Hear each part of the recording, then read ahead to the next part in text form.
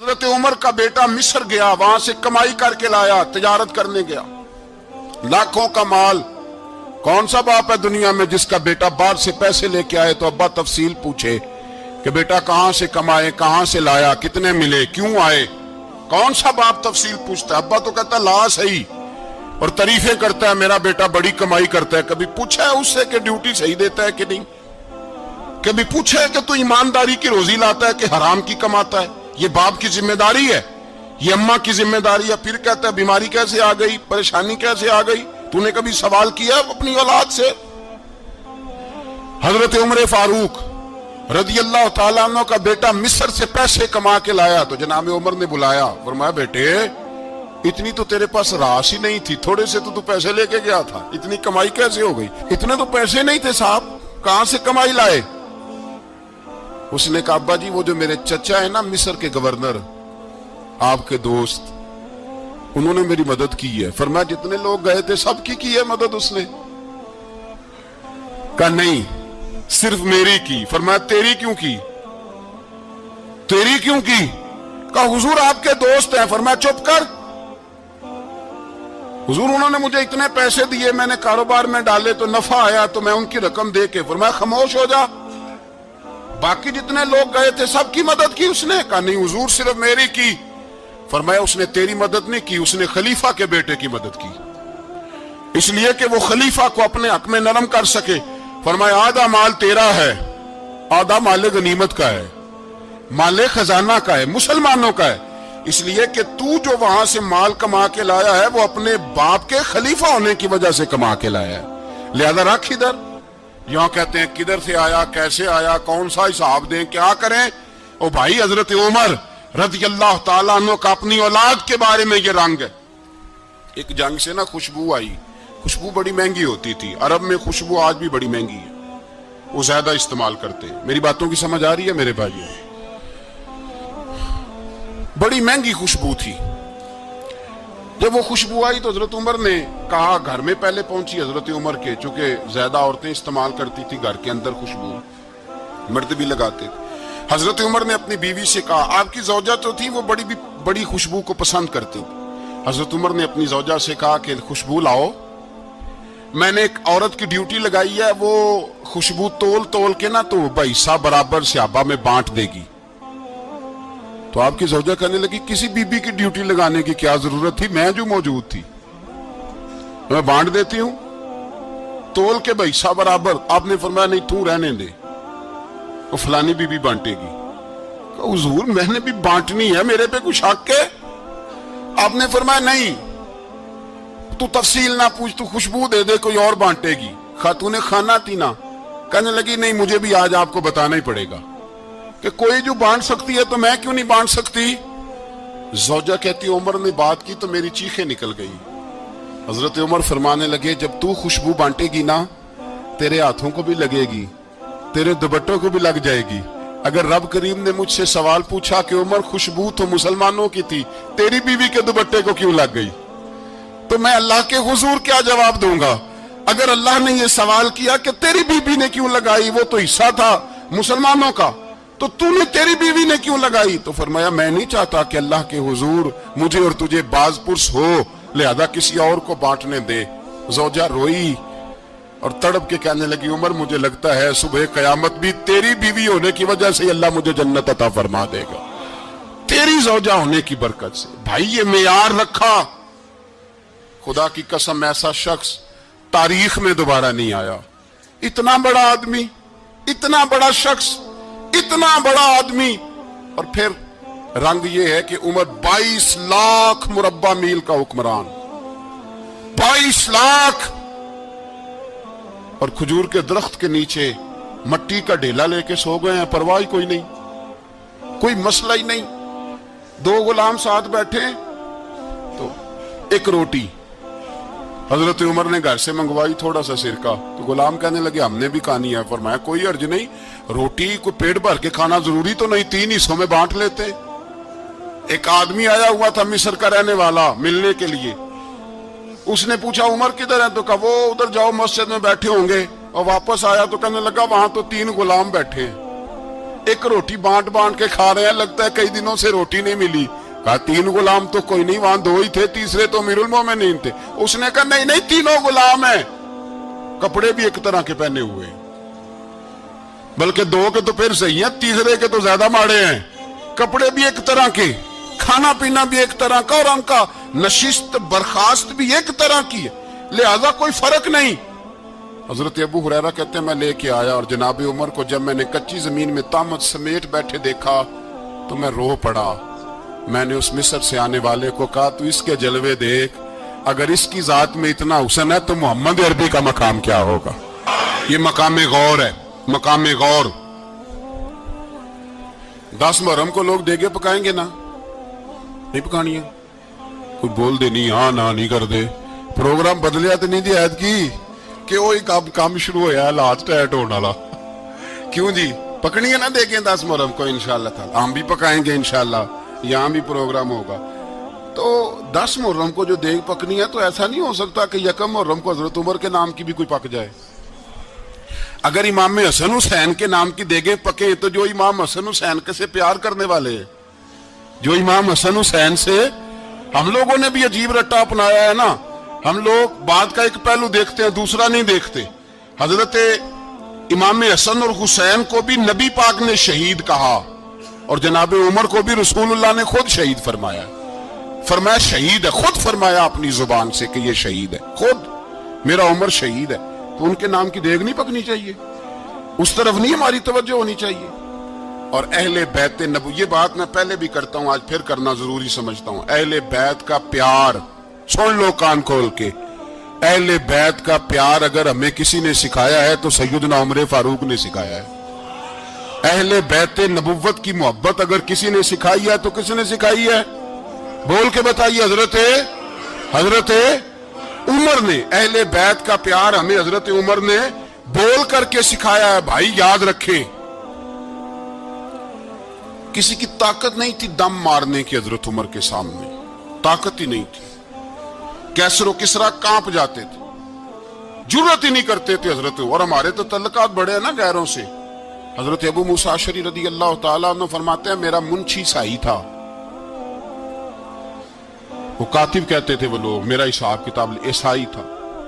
تو فرماتے ہیں ایک دن میں نے وہ سارا حساب کتاب لین دین کے حضرت عمر کو دکھائے تو فرمانے لگے جس نے لکھے ہیں اس کو بلاؤ. کہنے لگے حضور مسجد نہیں آ سکتا. کیوں نہیں آ سکتا؟ کہنے لگے وہ عیسائی ہے. کہتے ہیں حضرت عمر جلال میں آ گئے. آپ فرمانے لگے جنہیں رب دور کرتا ہے تم کیوں قریب کرتے ہو, جنہیں اللہ دور کرتا ہے. فرمایا تم غیروں کو اگر عہدے دو گے تو اپنوں کا کیا بنے گا, اگر تم غیروں کو عہدے دو گے تو اپنوں کا. یہ سوچ ہے جو آج برما کے مسلمانوں کے لیے بھی ضروری ہے. کہا اگر تم غیروں کو عہدے دو گے تو اپنوں کا. ہم نے غیروں کو عہدے دیے تو دیکھا نا اپنے کس طرح کاٹے جا رہے ہیں. غیروں کو جو عہدے دے دیے جرانے سارے غیروں سے, روز دعویٰ ہوتا ہے چین ہمارا سجن ہے, چین ہمارا دوست ہے. او بھائی دوست ہے تو اس سے کہو نا کہ برما تو تمہاری ایک چھوٹی سی ریاست ہے, چین کے بغیر تو وہ سانس بھی نہیں لے سکتا. اس کو کہو نا اس حکومت پہ دباؤ ڈالے. لیکن ہم لوگوں نے غیروں کو عہدے دیے تو اپنے پس گئے. حضرت عمر کہتے تھے ذمی کا ہم ادب کریں گے, ذمی کافر کا ہم, ایسا کافر جو مسلمان ریاست کو قبول کرے, بدامنی نہ پھیلائے. ایک آدمی کو آپ نے دیکھا آنکھوں سے نابینا ہے اور بھیک مانگ رہا ہے, تو حضرت عمر کو نظر آ گیا. فرمایا کون ہو؟ اس نے کہا میں یہودی ہوں. فرمایا بھیک کیوں مانگتے ہو؟ کہا جب تک تندرست تھا مسلمانوں کو جزیہ دیتا تھا, بوڑھا ہو گیا ہوں کیا کروں. حضرت عمر نے گھوڑے کی پشت پہ بٹھایا, کافر کو گھوڑے کی پشت پہ بٹھایا اور بٹھا کے مدینے لائے. حضرت علی شیر خدا وزیر خزانہ تھے. فرمایا علی اس کا وظیفہ جاری کرو.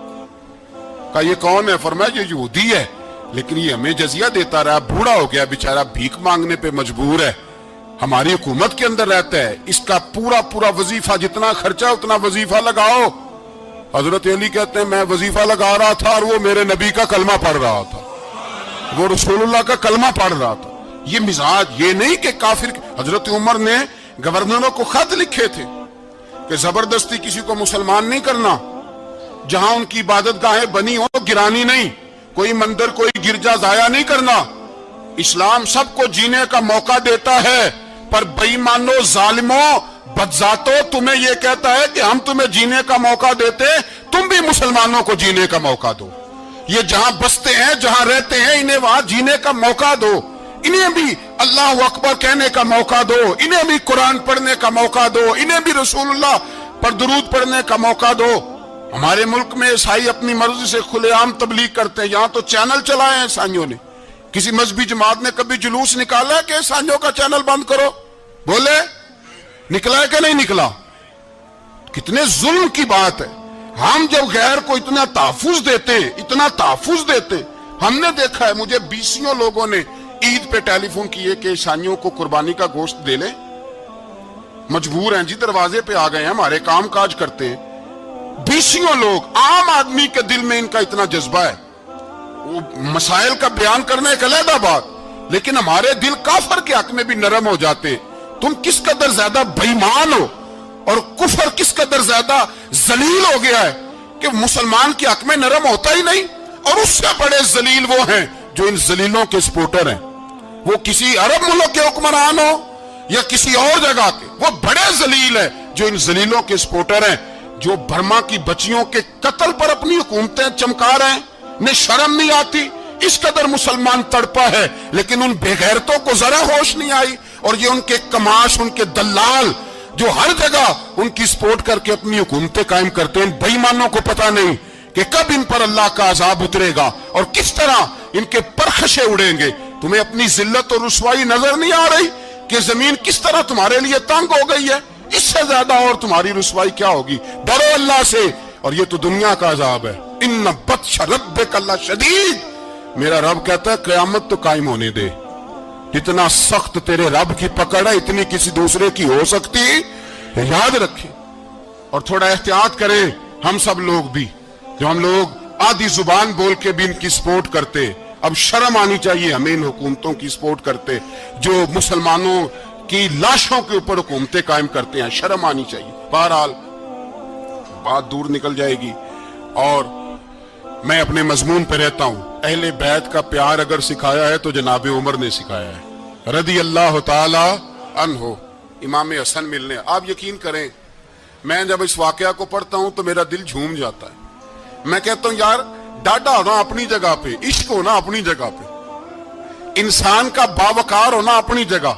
जहां खड़े होना था वहां ये खड़े होते थे, और जहां झुकना था वहां ये इन लोगों में इकबाल ने कहा था, तेरी निगाहे नाज से दोनों मुराद पा गए, अकले गियाबो जुस्तजू इश्के हुजूरो इस तरह। जहां अगर आया है सामने कैसरो किसरा तो उमर जैसा दलेर कोई नहीं। अगर सामने आया ईरान का बादशाह तो उमर जैसा तगड़ा कोई नहीं। अगर आया है सामने गुस्सान का बादशाह तो उमर जैसा आदिल कोई नहीं। लेकिन अगर अली का बेटा आया है, अगर फातिमा के लाल पारे आए हैं, तो फिर फारूक आजम से जैसा मुहिब कोई नहीं, फिर उनसे जैसा प्यार करने वाला कोई नहीं। अंदर बैठे हैं जनाब उमर, अंदर तन्हाई में कुछ वजीरों से गुफ्तगू हो रही है, मीटिंगें जारी हैं। आपके बेटे मिलने आए जनाबे अब्दुल्ला इब्ने उमर, अब्बा जी मिलने आए। बात ठहरो, बात कर रहा हूं, कोई ना अंदर आए। साहबजादा बाहर खड़ा है। थोड़ी देर गुजरी तो इमाम हसन भी आ गए। कौन आए? आपको अजो मिलेगा इमाम साहब का नाम लेने से, वो सरदार हैं जन्नतियों। कौन आए? सारे बोलिए, इमाम हसन। तेरी नस्ल पाक में है बच्चा बच्चा नूर का, तू है ने नूर तेरा सब घराना। इमाम हसन आए तो हजरत अब्दुल्ला इब्ने उमर को दरवाजे पे खड़े देखा। कहा अमीरुल मोमिनीन कहाँ हैं? कहने लगे हजरत उमर के बेटे। कहने लगे वो अंदर बैठे, कुछ मीटिंग हो रही है और उन्होंने कहा कोई अंदर ना आए, लेकिन आप जाना चाहें तो चले जाएं। आप जाना चाहें तो, तेरी नस्ल पाक में है बच्चा बच्चा नूर, आप जाना चाहें तो चले जाएं। तो उन्होंने कहा जब आप बाहर खड़े हैं तो मुझे कोई इतना जरूरी काम नहीं, और अभी जोर की नमाज थोड़ी देर में होगी, मैं मस्जिद में मिल लूंगा अमीरुल मोमिनीन से। ये बात कह के इमाम हसन चले गए। यार इतनी बड़ी बात नहीं थी, इतनी बड़ी बात नहीं थी। तो मेरे उस्तादों का बेटा भी आया तो कहा ठीक है जी, वो सोए हुए हैं तो कोई गर्ज नहीं यार, मैं ठहर के आ जाऊंगा। कोई बड़ी बात नहीं थी, देखा जाए तो बड़ी बात नहीं थी, पर बात बहुत बड़ी थी इसलिए कि ये खाली हसन नहीं, ये हसन इब्ने अली है, ये हजरत फातिमा के लख्ते जिगर। हजरत उमर बाहर निकले, अब्दुल्ला इब्ने उमर से पूछा कोई आया तो नहीं? تو کہا حضور امام حسن آئے تھے. تو کہا پھر شہزادے کو اندر کیوں نہیں بھیجا؟ کہا میں نے کہا تھا. وہ کہنے لگے اگر امیر المومنین مصروف ہیں تو میں ظہر میں مل لوں گا. حضرت عمر رونے لگے. فرمایا بیٹے تو نے اچھا نہیں کیا. پھر مسجد نہیں گئے, سیدھے امام حسن کے دروازے دستک دی. امام حسن باہر آئے. کہا شہزادے آئے تھے تو ملے کیوں نہیں؟ تو امام حسن کہنے لگے حضور آپ کا اپنا بیٹا دروازے پہ کھڑا تھا, آپ کا اپنا بیٹا دروازے پہ کھڑا تھا, اور منع بھی کیا تھا آپ نے تو میں زور میں مل لیتا. حضرت امام حسن فرماتے جوش جذبات میں جناب عمر نے سر سے پگڑی اتار دی. جوش جذبات میں کہنے لگے حسن میرے بیٹے کا اور آپ کا کیا مقابلہ؟ کیا اس کی ماں کا نام فاطمہ الزہرا ہے؟ کیا اس کی نانی کا نام ختیجۃ الکبریٰ ہے؟ کیا اس کے نانے کا نام محمد مصطفیٰ ہے؟ آپ کا اور اس کا کیا مقابلہ؟ پھر رو پڑے اور کہنے لگے بیٹے میں مکے کے صحراؤں میں اونٹ چرایا کرتا تھا, یہ جو میرے سر پر عزت کے بال ہیں یہ تیرے نانے کے اگائے ہوئے. میں مکے کے خبردار شہزادے خبردار. او بھائی اہل بیت نبوت کے ادب کا رنگ اگر سکھایا ہے تو سیدنا عمر نے سکھایا ہے. حضرت عمر فاروق اتھارٹی ہے, اسلام کی اتھارٹی. یکم محرم حضرت عمر کی شہادت ہے. یہودی بول اٹھا, کافر بول اٹھا. اگر 6 مہینے عمر دنیا میں اور رہتے تو دنیا میں کوئی کافر موجود نہ ہوتا. 6 مہینے. اور جب اس بطل جلیل کا جنازہ اٹھا, اللہ بخاری پڑھیے نا, اللہ مرزقنا شہادت فی سبیلک, اللہ بسترے کی موت نہ دینا شہادت کی دینا. عمر شہید ہوئے, مسجد نبی میں نماز پڑھاتے, اور جب جنازہ اٹھا تو مدینے کا پھر پیچھے جو دلیر بچے وہ مولا علی تھے.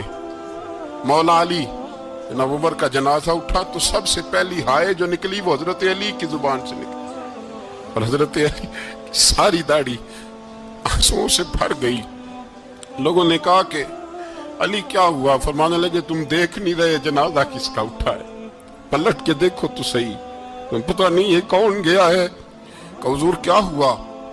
آپ فرمانے لگے عمر اس طرح کے کام کر کے گیا ہے, اب ان کے رستوں پہ کون چلے گا؟ کون اس کے جگر راہ وفا میں؟ میں نقش ایسے چھوڑ آیا ہوں, میں جس منزل سے گزرا ہوں وہ اب تک یاد کرتی ہے. حضرت علی حضرت عمر کے جنازے پہ کھڑے ہو کے کہتے ہیں اللہ مجھے اس طرح کے عمل کرنے کی توفیق دے جس طرح کے عمر کر کے گیا. میرے بھائی بطل عزیز, بطل حریت حضرت عمر رضی اللہ تعالیٰ عنہ جو اپنی زندگی انقلاب والی گزار کے گئے. عمر جب دنیا سے گئے تو 80 دینار کا قرضہ تھا, 22 لاکھ مربع میل کا حکمران, اور اپنے بیٹے سے کہنے لگے بیٹے کوشش کرنا تیرے خاندان والے مل کے میرا قرضہ اتار دے, میری قبر پہ بوجھ نہ رہے, اور اگر خاندان والے مدد نہ کریں تو میرے دوستوں سے بات کرنا, وہ مدد نہ کریں تو پھر علی سے بات کرنا. ان کا پیار آپس میں اتنا, اور تو اختلاف ثابت کر رہا. 80 دینار کا قرضہ چھوڑ کر حضرت عمر دنیا سے گئے, اور جاتی دفعہ کہہ گئے میرے بعد میرے بچوں کو حکومت کے مشورے میں بھی شامل نہ کرنا, حکومت کے مشورے میں بھی میری اولاد شامل نہ ہو. اتنا بڑا شخص اتنا بڑا رنگ دے کے یکم محرم کو جب عمر فاروق کا وصال ہوا تو بیٹے سے کہنے لگے اماں عائشہ سے جا کے کہو میرا بھی نبی پاک کے روزے میں دفن ہونے کو دل کرتا ہے. ایک قبر کی جگہ ہے اماں جی نے اپنے لیے رکھی ہے, بخاری ہے بخاری. حضرت عائشہ کے پاس صاحبزادے گئے, کہنے لگے اماں جی عمر کو زخم لگ گیا ہے, حالت بڑی پریشانی والی ہے. وہ کہتے ہیں اگر اماں اجازت دیں. سید عائشہ رو پڑی, فرمانے لگی کہ وہ اپنی قبر کی جگہ تو نہیں نہ کسی کو دیتا, پر عمر نے کمال ہی بڑا کیا. اسے کہو جاؤ گنبد خضرا میں قیامت تک جو مصطفیٰ پہ اور ابو بکر پہ سلام پڑے گا وہ تجھ پہ بھی سلام پڑھ کے جائے گا, جاؤ میں نے جگہ دی.